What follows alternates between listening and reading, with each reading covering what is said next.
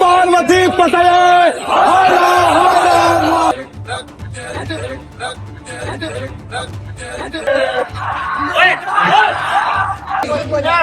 बजरंग दल जय श्री राम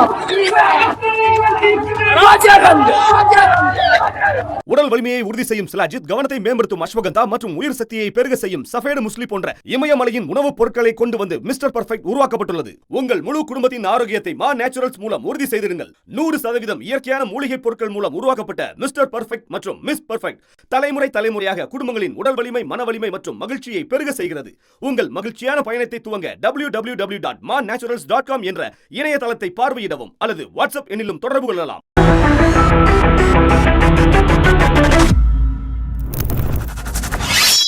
வணக்கம். மோடியின் புதிய இந்தியாவை சற்று பார்த்து விடுங்கள். கழுத்தில் காவி துண்டு, நாவில் ஜெய் ஸ்ரீராம். இந்த நாட்டில் இருக்கக்கூடிய எந்த மத அடையாளத்தையும் நீங்க கொல்லலாம், அழிக்கலாம், நசுக்கி விடலாம் என்கிற ஒரு அகங்காரம். இந்த நாட்டின் கான்ஸ்டிடியூஷன் எடுத்து காட்டக்கூடிய அந்த முதல் வார்த்தை, we the people of India. India ஒரு செக்யுலர் நாடு, அதாவது அனைத்து மதங்களை மதிக்கக்கூடிய ஒரு நாடு. ஆனால் மோடியின் புதிய இந்தியாவில் இந்த வார்த்தைக்கான அர்த்தம் கிடையாது. மோடியின் புதிய இந்தியா காந்தியின் இந்தியா கிடையாது. மோடியின் புதிய இந்தியா சாவர்கருடைய இந்தியா, கோட்சேயோட இந்தியாவாக மாறிவிட்டது. நாடு முழுவதும் கிறிஸ்துமஸ் பண்டிகையாக இருக்கட்டும், அல்ல இஸ்லாமியர்களை தாக்குவதாக இருக்கட்டும், 3% கிறிஸ்துவர்கள், 14% முஸ்லிம்ஸ்கள், 80% இந்துக்களை அழித்து விடுவார்களா? இதைத்தான் இவர்கள் நம்ப வைத்து வருகிறார்கள். சற்று முன் பார்த்த இந்த வீடியோவை இன்னொரு முறை பாருங்கள். கழுத்தில் ஒரு காவி துண்டை போட்டுக்கொண்டு இந்த நாட்டில் இருக்கக்கூடிய அடையாளத்தை அழிக்கக்கூடிய இந்த மிருகங்கள், இந்த தீவிரவாதிகளை எப்படி நீங்க பார்க்கிறீர்கள்? ஒரு பெண்மணி தன்னுடைய பிறந்தநாளை கொண்டாடுவதற்கு மத ரீதியாக கெஸ்ட் லிஸ்டை தயாரிக்க வேண்டுமா? அந்த நிலையில் இந்தியா தள்ளப்பட்டு விட்டதா? யாரை கூப்பிடணும், யாரை கூப்பிடக்கூடாது, அந்த கெஸ்ட் லிஸ்டுக்கான அந்த அப்ரூவலை பஜ்ரங் தள், விஸ்வ இந்து பரிஷத் அல்ல இந்து அமைப்புகளிடம் கொடுத்து, ஐயா இவர்களை கூப்பிடலாமா, கூப்பிடக்கூடாதா? அல்ல அந்த பெண்மணி அந்த கெஸ்ட் லிஸ்டை தயாரிக்கும் போது தன்னுடைய நண்பர்களை பர்த்டே பார்ட்டிக்கு அழைத்திருக்கிறார். பர்த்டே பார்ட்டிக்கு அழைக்கும் போது அந்த பெண்மணி யார் முஸ்லிம், யார் ஹிந்து, யார் கிறிஸ்டியன் என்று சிந்தித்த அந்த பட்டியலை தயாரிக்கணுமா, அந்த லிஸ்டை போடணுமா? இதுதான் நரேந்திர மோடியின், யோகியின் புதிய இந்தியாவா? இதைத்தான் நீங்க ராமர் ராஜ்யமாக எடுத்து காட்டுகிறீர்களா? இந்த ராமர் ராஜ்யம் எங்களுக்கு தேவையில்லை. Bareilly, Uttar Pradesh, Yogi Adityanath chief minister, double engine கி சர்க்கார், மூச்சுக்கு 100 முறை பேட்டி பச்சாவோ, பேட்டி பச்சாவோ, பேட்டி பச்சாவோ என்று கூறக்கூடிய இந்த நபர்கள், நரேந்திர மோடி எதற்காக அமைதியாக இருக்கிறார்? எதற்காக எந்த வார்த்தையும் எந்த பதிலும் கொடுப்பதில்லை? யார் இந்த பஜ்ரங் தளை சார்ந்த நபர்கள்? யார் இந்த ஹிந்துத்துவ அமைப்புகள்?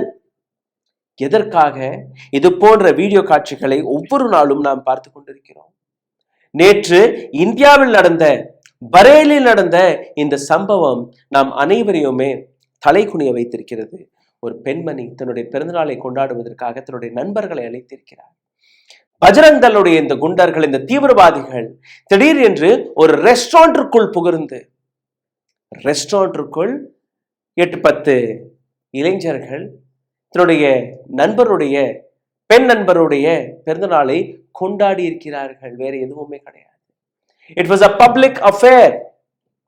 It was a lunch for their dear friend. அவ்வளவுதான். பட் பஜ்ரங் தளுடைய குண்டர்கள் அப்படியே மியூசிக் எல்லாம் போட்டுக்கொண்டு 50-60 பசங்க, கையில் ஆயுதங்கள், கட்டை கம்பு, கழுத்துல பாத்தீங்கன்னா அதே காவி துண்டு. காவி துண்டுடைய அடையாளத்தை தீவிரவாத அடையாளமாக மாற்றிய இந்த நபர்களை நீங்க எப்படி பார்க்கிறீர்கள்? ஜெய் ஸ்ரீராம் என்று கூறும்போது மனதில் அமைதி வரும். இன்னைக்கு பயம் வருகிறது. ஹிந்துசம் என்றாலே ஒரு மனிதர் எப்படி தன்னுடைய வாழ்க்கையை நடத்தலாம் என்கிற வழி. எத்தனையோ நபர்கள் வேற்று மதத்தை சார்ந்த நபர்கள் இந்து கோவிலை கும்பிடுவதும் இந்து கோவிலைகளை கட்டி காட்பதும் அனைத்துமே பார்த்து வருகிறார்கள். போய் பாருங்க பத்ரிநாத்தை காப்பாற்றி அந்த பத்ரிநாத் என்கிற அந்த கோவிலை பாதுகாக்கக்கூடிய குடும்பம் ஒரு முஸ்லிம் குடும்பம். Muslims. But what happen to India today? இந்த ஒட்டுமொத்த விஷயத்தை நான் உங்களுக்கு எடுத்து காட்டுகிறேன். ஒரு nursing college student, Bareilly, Uttar Pradesh. நேற்று அந்த பெண்ணுடைய பிறந்தநாளை கொண்டாடுவதற்காக தன்னுடைய நண்பர்களை அழைத்திருக்கிறார். 6 பெண்கள், 4 ஆண்கள். அதுல 2 பேர் முஸ்லிம் பாய்ஸ். திடீர் என்று இந்த பஜ்ரங் தளை சார்ந்த நபர்கள் அங்க உள்ள நுழையும் போதே கட்வா கான் ஹே, கட்வான சுன்னத் செய்யப்பட்ட நபர்கள் யார்? பின்னாடி பார்த்தீர்களோ மியூசிக், அந்த பாடல்லையும் அதுதான், கான் ஹே Katwa Bajrang Dal. Who gave you this permission? And how dare you go against my country, my law and order, my constitution? And there is nobody who is questioning them. And இந்த இடத்தில் அந்த இஸ்லாமிய நபர்களை போட்டு அடித்தது மட்டுமல்லாமல் அங்க என்ன நடந்தது என்று நீங்க கேட்டுக்கின்றீர்கள், உங்களுக்கு புரிய வரும். இந்த கலவரக்காரர்கள் மீது எஃப்ஐஆர் கிடையாது. எஃப்ஐஆர் யார் மீதுனா, யாரை தாக்கினார்களோ அந்த 2 இஸ்லாமிய இளைஞர்கள் மீது மற்றும் அந்த ரெஸ்டாரண்ட்டுடைய உரிமையாளர் மீது, 3 நபர்கள் மீது எஃப்ஐஆர் போட்டிருக்கிறது யோகி ஆதித்யநாத்துடைய உத்தரப்பிரதேஷ் போலீஸ். என்ன நடந்திருக்கணும்? யாருங்க இந்த கலவரத்தை தூண்டினார்கள்? என்ன அங்க நடந்தது உங்களுக்கு தெரியவில்லையா? முகம் தெரியவில்லையா? யார் இந்த நபர்கள் என்று தெரியவில்லையா? இன்னும் ஒரு புதிய விதமான இந்தியாவை இன்னைக்கு நீங்க உருவாக்கி இருக்கிறீர்கள். எங்க பார்த்தாலும் ஒரு ஏழை இஸ்லாமர்கள் கொல்லுவதை நீங்க வீடியோ எடுத்து சோசியல் மீடியாவில் போடுங்க. கௌரக்ஷா என்கிற பெயர்ல அங்க பசுமாடு அழுகி இறந்து போய் கிடக்கு. பசு கிரகம் எல்லாம் நீங்க அமைத்திருக்கிறீர்கள் இல்லையா உத்தரப்பிரதேசத்துல, அங்க போய் பாருங்க காட்சிகளை. கௌரக்ஷக் என்று நீங்க யாரை உருவாக்கி இருக்கிறீர்கள் நீங்களே பாருங்க. காவி துண்டு, நாவில் ஜெய் ஸ்ரீராம், நெற்றியில் ஒரு பொட்டு, அவ்வளவுதான். and they are so called Hindu ராஷ்டிராவுடைய வீரர்கள். இந்த நாட்டை அழிக்கக்கூடிய தீவிரவாதிகள் இவர்களை எப்படி நீங்க வீரர்களாக பார்க்க முடியும்? Isn't it Bajrang Dal should be banned? Vishwa Hindu Parishad should be banned? RSS who support boost them should be banned? Or BJP who are in the power? Uttar Pradeshல மத்தியில அவர்கள் தானே பவர்ல இருக்கிறார்கள். அப்போ இது போன்ற நபர்கள் மீது ஏன் இவர்களோட வீடுகளில் புல்டோசரை ஏற்றவில்லை மிஸ்டர் யோகி ஆதித்யநாத் சார்? ஏன்னா இஸ்லாமியர்கள் அங்க தவறு செய்தாலே உடனடியாக அடுத்த நிமிஷம் புல்டோசர் போகுதா இல்லையா? Why can't Madhya Pradesh government, Chhattisgarh government or so-called Uttar Pradesh government, why can't you send bulldozer now? Christmas பண்டிகை எப்படி சீர்குலைத்தீர்கள்? உலக நாடுகளுக்கு முன்பு எந்த அளவில் நாம் தலை குனிந்து நிற்கிறோம்? உலக நாடுகளில் லட்சக்கணக்கான கோடிக்கணக்கான மக்கள் பிழைக்க போயிருக்கிறார்கள். அதில் பாதி நாடு இஸ்லாமிய நாடு, பாதி நாடு கிறிஸ்துவ நாடு. இதே போன்ற மைனாரிட்டிகள் மீது நடக்கக்கூடிய தாக்குதல் அங்க நடந்தால், அங்கிருந்து விரட்டடிக்கப்பட்டால், I understand you don't have job, you are jobless, உங்களுக்கு வேலை வாய்ப்பெல்லாம் கிடையாது. எப்படியாவது 500-1000 ரூபாய்க்கு இந்த மாதிரி ஜெய் ஸ்ரீராம் என்கிற ஒரு கோஷத்தை போட்டா ஏதோ அடுத்த நேரம் சாப்பாடு கிடைச்சிரும்ங்கிற அந்த வேலை தான் நீங்க பார்த்துருக்கீங்க. பிஜேபி இந்த நாட்டு இளைஞர்களை எப்படி மாற்றி இருக்கிறது நீங்க பாருங்கள். நாடு முழுவதும் இந்த வாட்ஸ்அப் யூனிவர்சிட்டி, இன்ஸ்டாகிராம் ரீல்ஸ் அப்படியே வெறி ஏற்றி வாட்ஸ்அப் வழியாக பரப்பக்கூடிய அந்த தவறுகளை ஏற்றிக்கொண்டு நாங்கள் தான் நாட்டை காப்பாற்றக்கூடிய வீரர்கள் போன்று. You know what will happen tomorrow? இன்னைக்கு நீங்க ஒரு 50-60 பேர் வர்றீங்க கழுத்துல காவி துண்டு போட்டுட்டு. நாளைக்கு இந்த காவி துண்டை எங்க போடுறீங்களோ, எந்த இடத்துல மக்கள் பார்க்கிறார்களோ அந்த இடத்துல உங்களை நசுக்கிடுவாங்க. பிகாஸ் ஒரு பொறுமைக்கான எல்லை இருக்கு. அந்த எல்லையை தாண்டிட்டீங்க, அந்த பொறுமையும் நீங்க இலக்க வச்சுட்டீங்க. இதுக்கப்புறம் நீங்க 50 பேர் வந்தீங்கன்னா இங்க இருந்து 500 பேர் கிளம்புவான், என்னுடைய நாட்டை காப்பாற்றுறதுக்காக கிளம்புவான். காவி துண்டை பார்த்த உடனே கிளம்புவான். Can you accept that? Because இந்த இடத்துல மைனாரிட்டி கிடையாது. இந்த இடத்துல நீங்க இந்துக்களை அழிக்கக்கூடிய வேலையை பார்க்கிறீர்கள். என்னுடைய கடவுளை நீங்க கொச்சைப்படுத்தக்கூடிய வேலையை பார்க்கிறீர்கள். உங்களோட நாவில் வரக்கூடிய அந்த ஜெய் ஸ்ரீராம், ராமருக்கே நீங்க கேவலத்தை உருவாக்கக்கூடிய வேலையை பார்த்திருக்கிறீர்கள். மதம் என்றால் என்ன?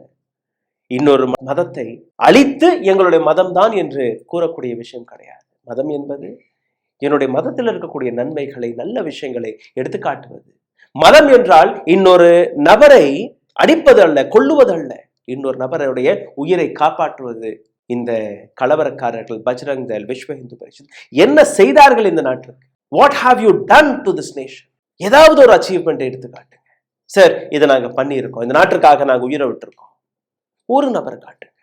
Just single one person are so called RSS and BJP. just show me one person. இவர் சுதந்திர போராட்டத்தில் கலந்து கொண்டாரு, சுதந்திர போராட்டத்தில் சிறையில் போய் இருந்தாரு, இல்ல வெள்ளையர்களுக்கு எதிராக போராட்டத்தை நடத்தினார். ஒருத்தரை காட்டுங்க. That is what I told you. இவர்களோட இந்தியா காந்தியோட இந்தியா கிடையாது. ஏன்னா மன்ரேகா போன்ற திட்டத்துல கூட காந்தியோட பெயர் இருக்கக்கூடாது என்று அதை அழித்து ராமரை கொண்டு வந்து நிற்கக்கூடிய நபர் தான் இந்த கூட்டம். இவர்களுடைய இந்தியாவுடைய அடையாளம் சாவர்கர், கோட்ஸே போன்ற நபர்களுடைய அடையாளம் இப்படித்தான் இருக்கும். Please understand. 2026 இதற்கு மேல இந்தியாவில் எந்த விதமான மத உரிமைகளை பற்றி நீங்க சிந்திக்க கூடாது.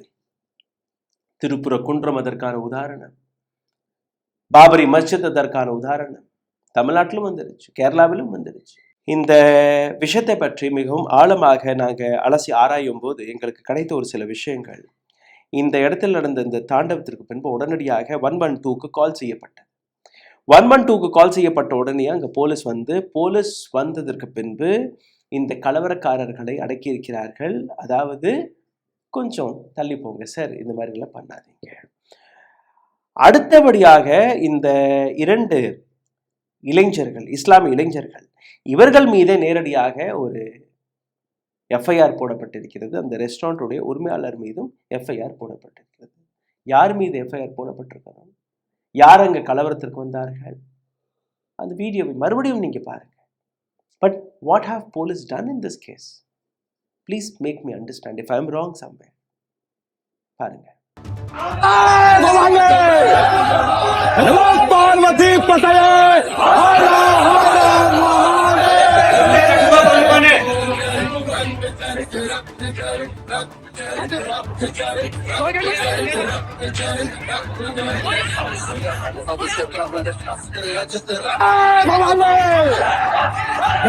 பார்வதி பசையே.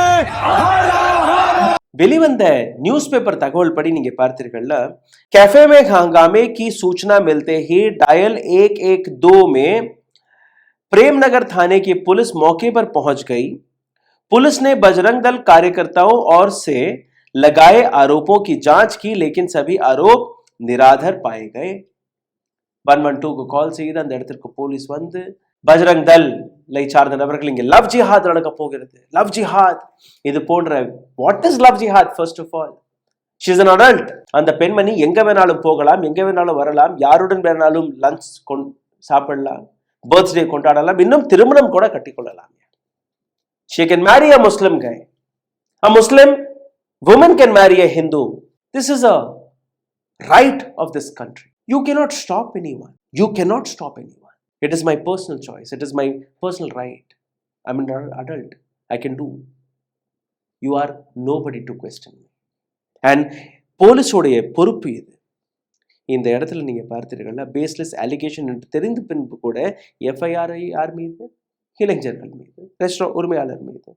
அந்த பெண்ணுடைய ஸ்டேட்மெண்ட்டை நான் உங்களுக்கு எடுத்து காட்டுகிறேன், நீங்களே கேளுங்க. எந்த விதமாக அந்த பெண்மணி ஸ்டேட்மெண்ட்டை கொடுத்து அதற்கு பின்பு கூட எஃப்ஐஆர் யார் மீது? அந்த பெண்ணுடைய வீடியோ நீங்க பார்த்தீர்கள். திடீர்னு அங்க ஆட்கள் வந்தார்கள் சார். அவங்களுக்கு என்ன தேவையோ அதை மட்டும் அவங்க வீடியோ படம் பிடிச்சார்கள். அவங்க வந்ததெல்லாம் நீங்க பார்த்தீர்கள், உங்களுக்கு தெரியும். வந்த உடனே என்னுடைய மொபைல் போன் எல்லாம் பறிச்சாங்க, என்னோட நண்பர்களை போட்டு அடிச்சாங்க, காலுகையெல்லாம் போட்டு உடைச்சிட்டாங்க. Because they were Muslim. இந்த பெண்ணோடைய ஸ்டேட்மெண்ட் பத்தாது அவங்களுக்கு. பாதிக்கப்பட்ட பெண்மணி, இந்த பெண்ணுடைய பிறந்த நாள், என்னுடைய நண்பர்களுடன் நான் ஒரு பர்த்டே கூட கொண்டாட முடியாதா என்று கேட்கும்போது சிந்தித்து பாருங்கள், எந்த விதமான நாட்டில் நாம் வசித்து கொண்டிருக்கிறோம் பாருங்கள். हम लोग पार्टी कर रहे थे, हमारे बीच पार्टी में नारेबाजी करके लोग आए थे सीधे डायरेक्टली मारने लगे थे और बहुत ज़्यादा हमला किया था और बहुत खून वगैरह निकल रहा था, मुझसे बदतमीजी की थी, मेरा फ़ोन वगैरह छीन रहे थे. இப்போ பரேலி போலீஸுடைய உயர் அதிகாரி அசுதோஷ் சிவம், சிஓ நகர் பிரதம் பரேலி, இவருடைய ஒரு ஸ்டேட்மெண்ட் வெளிவந்திருக்கிறது, நீங்களே பாருங்கள். दिसंबर 2025 को थाना प्रेम नगर स्थित एक रेस्टोरेंट में मारपीट की सूचना प्राप्त हुई। इस सूचना पर तत्काल पुलिस की टीम मौके पर पहुंची तथा वहां शांति व्यवस्था बनाई गई। इसी प्रकरण में आज थाना प्रेम नगर पे एक तहरीर उपलब्ध कराई गई तहरीर पर थाना हाजा पर मुकदमा अपराध संख्या 532/25 BNS की धारा 333, 115(2), 352, 351(3), 324(4), 131 तथा 191(2) में 2 नामजद तथा अन्य अज्ञात लोगों के विरुद्ध पंजीकृत कराई गई है तथा इस संबंध में थाना स्तर पर आवश्यक वैधानिक कार्रवाई प्रचलित है. இந்த வீடியோவை பார்த்தால் உங்களுக்கு புரியும், ஏதோ இவர்கள் பெரிய ஆக்ஷன் எல்லாம் எடுத்திருக்கிறார்கள் என்று. 27ஆம் தேதி டிசம்பர் மாதம் 2025ஆம் ஆண்டு இந்த இடத்தில் நடந்த சம்பவம், அதற்கான தகவல் எங்களுக்கு கிடைத்தது. ஒரு ரெஸ்டாரண்டில் ஒரு சில கலவரம் வெடித்ததாக பிரேம் நகர் போலீஸ் ஸ்டேஷன். உடனடியாக எங்களுடைய ஆட்கள் போனார்கள். அங்கே போன உடனேயே சாந்தியை கலைக்கக்கூடிய, அமைதியை கலைக்கக்கூடிய ஒரு விஷயத்தை வைத்து அவர்கள் மீது வழக்கு போடப்பட்டது. இந்த வழக்கு crime number so and so 532/25 section 333, 1152, 352, 3513, 324131 மற்றும் 1912. But it is not about the Bajrang Dal. இந்த வழக்கை பஜ்ரங் தள் நபர்கள் மீது போடவில்லை. மிஸ்டர் சிஓ ஆஃப் பரேலி கொடுத்த ஸ்டேட்மெண்ட் படி இவர் அந்த இஸ்லாமிய நபர்கள் மீது, அந்த ரெஸ்டாரண்டின் உரிமையாளர் மீது இந்த வழக்கை போட்டிருக்கிறார். This is what the new Ramar rajyam is. இதே போன்று நீங்க பார்த்தீர்கள்னா இந்த நாட்டில் அந்த காவி கொடிக்கான, அந்த காவி துண்டிற்கான பவரை கொஞ்சம் பார்க்க வேண்டும். குல்தீப் சிங் சேங்கர் ஒரு ரேபிஸ்ட், ஒரு கொலை குற்றவாளி, நிரூபிக்கப்பட்ட ஒரு குற்றவாளி, தண்டனை கிடைத்த ஒரு குற்றவாளி, 17 வயது சிறுமியை பாலியல் கொடுமை செய்த குற்றவாளி, கேங் ரேப் செய்த குற்றவாளி, அந்த பெண்ணுடைய தகப்பனாரை கொன்ற குற்றவாளி, அந்த பெண்ணுடைய 2 அத்தைகளை கொன்ற குற்றவாளி, அந்த பெண்ணை கொலை செய்வதற்காக ட்ரக்கை ஏவி விட்டு 11 முறை ஆக்சிடென்ட் செய்த ஒரு குற்றவாளி. டெல்லி ஹைகோர்ட் இந்த நபரை விடுவிக்கிறது 23ஆம் தேதி. இன்னைக்கு அதே supreme court Kuldeep Singh Sengar, the ex MLA of BJP, அவருடைய அதே தீர்ப்பை மறுபடியும் ரெஸ்டோர் செய்கிறது. இந்த நபருக்கு கிடைத்த பெயிலை நாங்கள் கொடுக்க முடியாது. ஆனால் கடந்த 4-5 நாட்களாக எங்கள் போன்ற பத்திரிகையாளர்கள் மற்ற நபர்கள் இந்த விஷயத்தை மிகப்பெரிய அளவில் எடுத்து பேசும்போது ஒட்டுமொத்த பிஜேபியினர்கள், ஒட்டுமொத்த சங்கிகள், RSS கூட்டம், பஜ்ரங் தள், விஸ்வ இந்து பரிஷத், இது போன்ற நபர்கள் இந்த நபரை காப்பாற்றக்கூடிய வேலையை பார்த்து வந்தார்கள். அதே பாணியில் ஒரு பெண்மணி, அதாவது எந்த அளவில் இந்த பெண்மணி ஒரு ரேபிஸ்டுக்காக வந்திருக்கு. கழுத்துல பார்த்தீங்கன்னா அதே காவி துண்டு.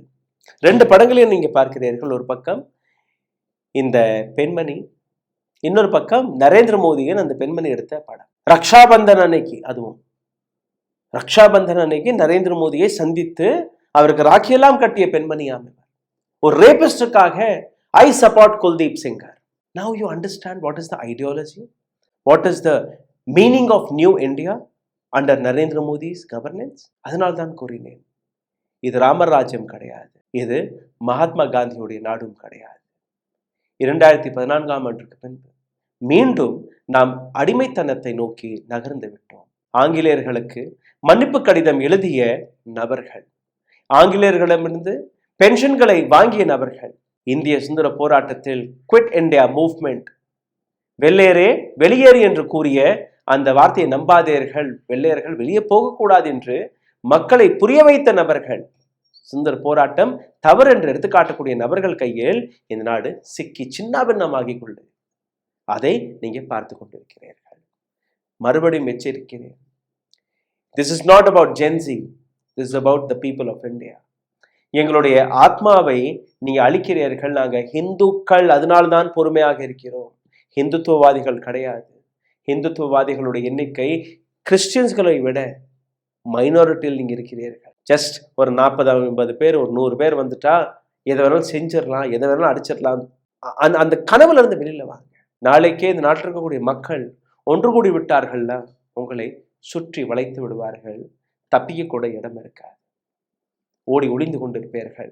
எந்த காவி துண்டை போட்டுக்கொண்டு இந்த வீரவசனங்களை பேசி வருகிறீர்களோ அந்த காவி துண்டையே எங்க மறைக்கலாம் என்கிற விஷயத்தை எங்க தூக்கி போடுவீங்கன்னு உங்களுக்கு தெரியாது. ஏன்னா பல காட்சிகளை நான் பார்க்கிறேன். ஒரு போலீஸ் ஆஃபீஸர் கையில தடி எடுத்து சும்மா ஓங்கினாலே போதும் 10 பலாங்க தாண்டி அங்க ஓடக்கூடிய வேலையை நீங்க பார்க்கிறீர்கள். பயந்தாங்கோழிகள் நீங்க. உங்களை வீரர் என்றெல்லாம் பார்க்க முடியாது. சிந்தித்து பாருங்கள், எந்த விதமான இந்தியாவை நாம் உருவாக்கி விட்டோம் என்று. நன்றி, வணக்கம். ஊடகம் கார்ப்பரேட் அரசியல்வாதிகளின் கைப்பாவையாக அடிமைகளாக இருந்தது போதும். இனி சாட்டை எடுத்து சுழற்றும் நேரம் வந்துவிட்டது. ஊடகம் பொதுமக்களாகிய உங்களுக்காக, உங்களாலேயே இயக்கப்பட வேண்டும். ஊடக சுதந்திரத்திற்காக உங்களின் பங்களிப்பை இன்றே அளித்திடுங்கள்.